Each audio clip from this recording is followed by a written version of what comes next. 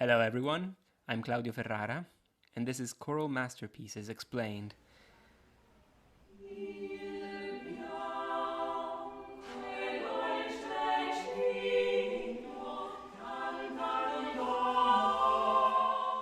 So, yeah, it's been like 4 years since I published the first video in this little series that I want to get going now.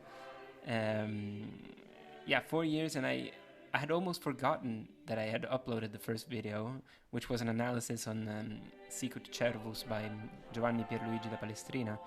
So if you haven't seen that, perhaps you want to check that out before coming back here, or maybe not. You just want to know about this new video. So yeah, I came back to that video recently, and I found out that it had a lot of comments and a lot of views and much positive feedback. And I had promised in that video that if it had reached 100 likes, I would make a new one. So that's way overdue because it went way past the 100 mark on the likes. So here I am with a new analysis on Jacques Arcadelt's Il Bianco e Dolce Cigno. So we're passing from a sacred work to a secular one.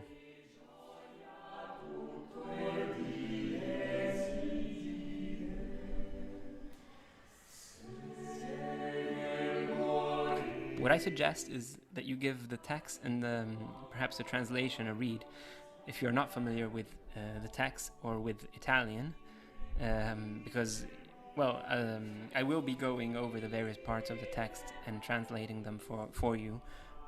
But I think it's a good idea to have a clear understanding of the overall meaning of the poem before going into the part-by-part analysis. Now, just a bit of background on the work and on the composer.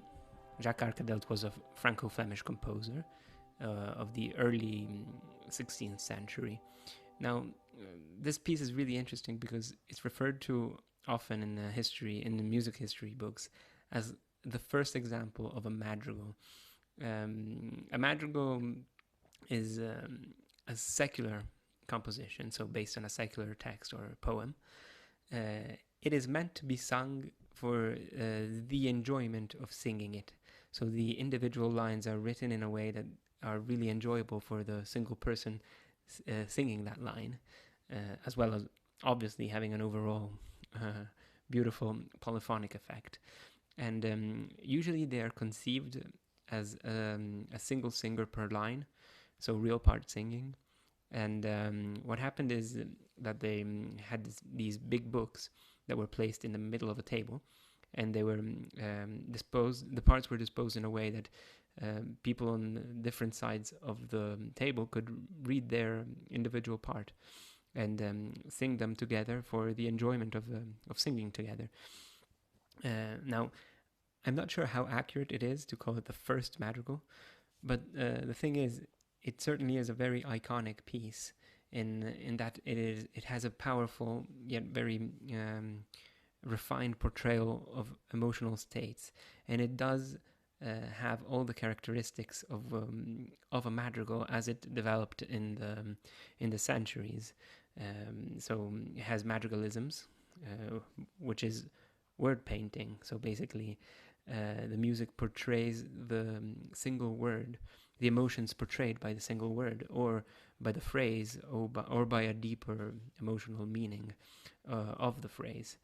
So it has all the characteristics, and it is such a beautifully conceived piece that we can easily explain the success it had in the centuries. Now, for who's seen the first video I published, you'll know that in this era, bars did not exist yet. But for the sake of clarity, we're gonna use a modern version of the piece. So I will be talking about bars as a reference point for the analysis. Now, what's interesting about the opening bars is that it has very simple harmony. So just triads, first degree, fourth degree, fifth degree, very simple from a harmonic standpoint.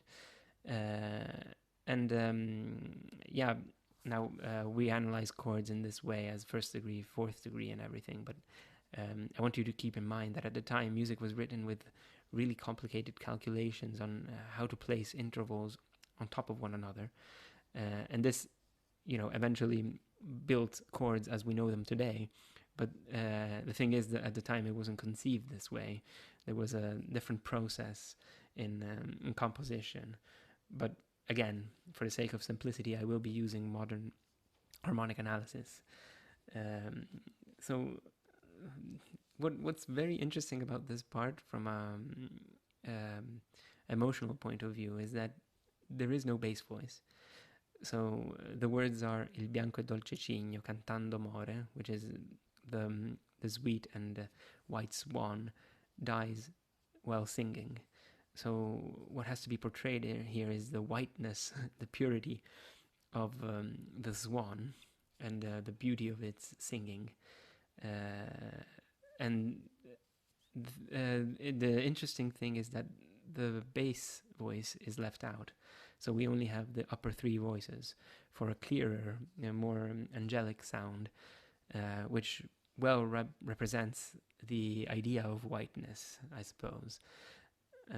So this is a very interesting choice for the very opening section of this work.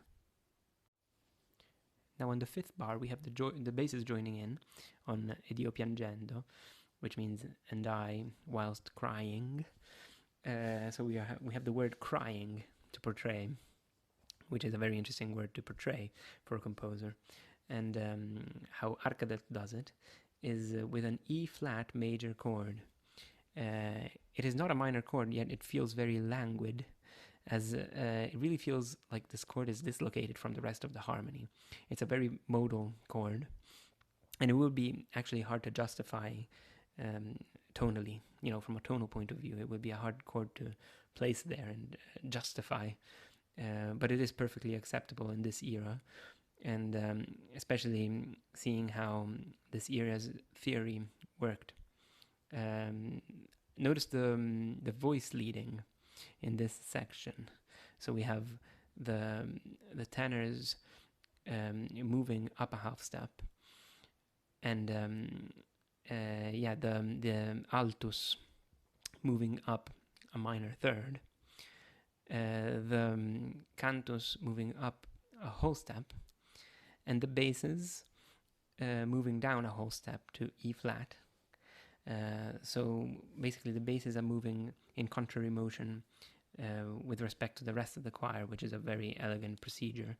And notice that these chords could easily cause harmonic problems because they're two adjacent chords, F major and E flat major.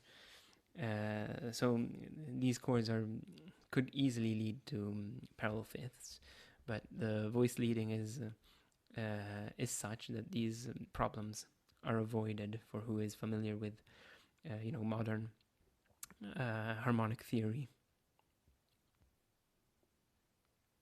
This procedure where a note is altered, in this case we have an E flat, is called, in this case it's called causa pulchritudinis. There are actually two cases in which a note can be altered in the Renaissance, and that is causa pulchritudinis, which means for the sake of aesthetics, so for the beauty of the note, as opposed to causa necessitatis, which is because it is necessary. So that's usually to avoid a tritone.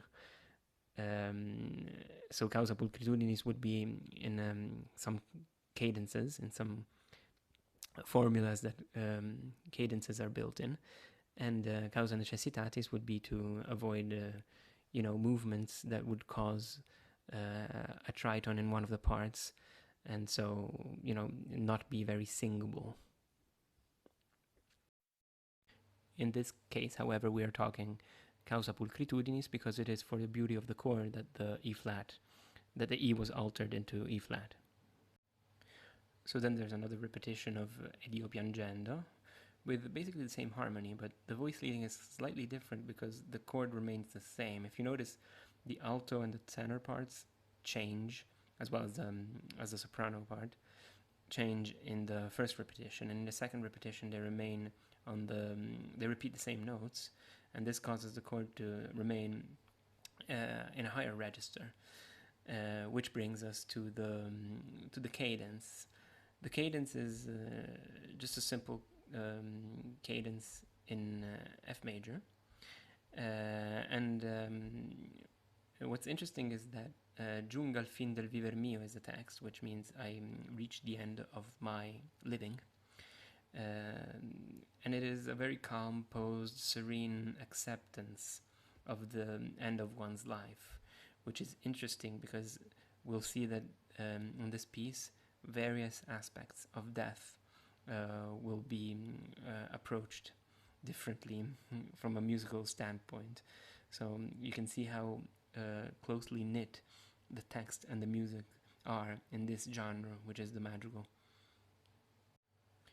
Which brings us to the next section, strana e diversa sorte, strange and different fate.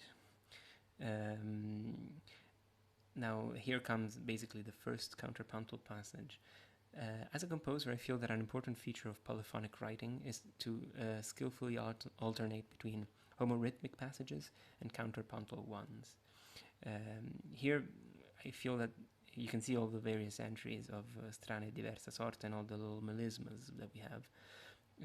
So there's a lot of counterpoint in this passage, in contrast to the previous sections, which were more homorhythmic. So here I think that the intricacies of fate, strane e diversa sorte, strange and different fate, are duly represented in counterpoint, because counterpoint is intricate, and it's more intricate than homorhythmic writing, and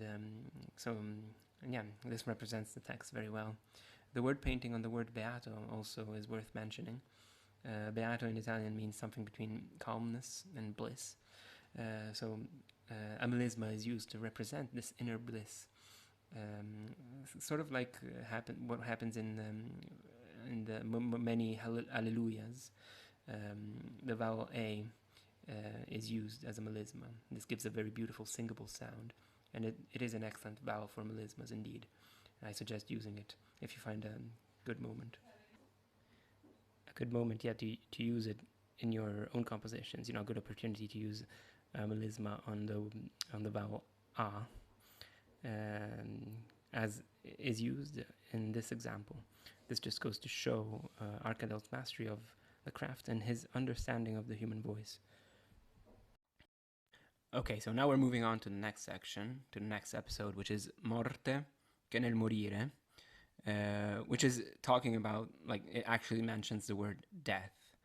And here we have a sort of an effect that kind of sounds sudden, because the sopranos sing this G, and all the other voices come in a beat, in fact a half beat after that, which kind of sounds kind of sudden, right? Like sort of like a gasp or sigh on the downbeat, which is when the sopranos sing their note. This is an effect that is often going to be used in later years by many madrigalists like Marenzio, Monteverdi, Gesualdo, and so on. Usually used on the word sospiro, which literally means something like a sigh or a gasp. It's like halfway between a sigh and a gasp. So that's an interesting way to depict the word death, because up to now, it's like a sudden realization that of a much more concrete idea of death, because up to now, all references to death are pretty much a metaphor. It was as if up to now the idea of death, it's just an idealized version of death. It's not the actual concrete realization of what death actually means. And now that the word death is actually uttered, because up to now it was the end of my life, or or some sort of metaphor alluding to death. Now, the word death is actually put to music. The idea is much more real. So that's very interesting. How less serene and calm the music is here in this point with this pause on the downbeat by alto, tenor, and bass.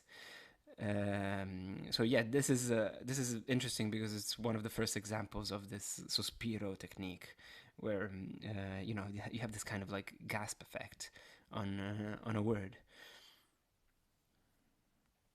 Although this more concrete idea of death, ends pretty quickly, because with m'empie di gioia means the idea of death fills me with joy. So after a first scare of the word death comes the happy acceptance of its coming, as it frees one from earthly suffering. So the idea that death is a relief, which is portrayed by a pretty simple and calm cadence on the downbeat of bar 30. If we go back to the word death, another interesting thing here is the harmony, because we move from a D minor chord to an F major chord. So this F major chord really doesn't feel like a first degree, like it doesn't come after a cadence. It comes from the sixth degree, which is kind of a strange connection of chords in terms of tonal harmony. It is not strange at all for modal harmony, but it gives a sense of suspension. It kind of moves backwards in relation to the normal flow of harmony, how we hear it today. And morire, morte che nel morire, the word morire remains kind of suspended. So there's the idea of the gasp, of the sigh, is portrayed both by the pause on the downbeat as well as in the harmony, which remains pretty suspended, pretty in awe of the idea of death. Which brings me here to the analysis of the last episode, which is on the text Di mille morte il dì sarei contenta, which means of 1,000 deaths, if death were such a relief from earthly suffering, I'd like to die 1,000 deaths a day. That's pretty much the meaning of this final phrase. And here Arcadelt's counterpoint kicks in, and the numerous repetitions of the phrase in each voice represent 1,000 deaths that this one would want to experience should it be relief from suffering. So here, interesting to see that the voices hit some high notes in their registers. For example, the tenor high G right here. As although speaking about death, they're greeting it with the utmost joy. So these high notes represent an euphoric idea of death, and thus reaching the higher limits of the various registers as a concrete way of expressing this emotion. The music finally subsides on this pedal, which is an interesting high pedal by the sopranos, with the altos, tenors, and basses singing underneath that. The final plagal cadence seems to be rather serene and calm, pretty well, capturing pretty well the overall idea of the poem. The most interesting thing about this final section is indeed the counterpoint, all the entrances, which come on different intervals, and sometimes we have a mutation here. For example, on the altos, who start their phrase with a perfect fifth instead of a perfect fourth, and these 1,000 deaths, which are you don't have 1,000 entrances of the voices because that would make the piece a little bit too long, but you do have a bunch of entrances and a lot of counterpoint in this section, which is I find really, really lovely and well written. And that leads us to this final pedal, which calms things down. After such a conceited, such a dense section of counterpoint, this pedal really helps to loosen the tension and bring us back to the original mood of the poem. So if you managed to bear with me up to this point and made it this far into the video, the least you can do is show your support by liking the video and perhaps subscribing to the channel. And why not? I'd like you to comment and tell me your impressions. I'm open to criticism, and you know, I'm open on suggestions on how to improve this series, and on suggestions on which pieces to analyze. I was thinking of analyzing O Magnum Mysterium by Victoria. So if this video has as much of a good feedback as the first video I made on Sicut Cervus, I'll certainly keep these videos going, and I'm not going to wait 4 years for the next one. So let me know your thoughts in the comments, and have a great one.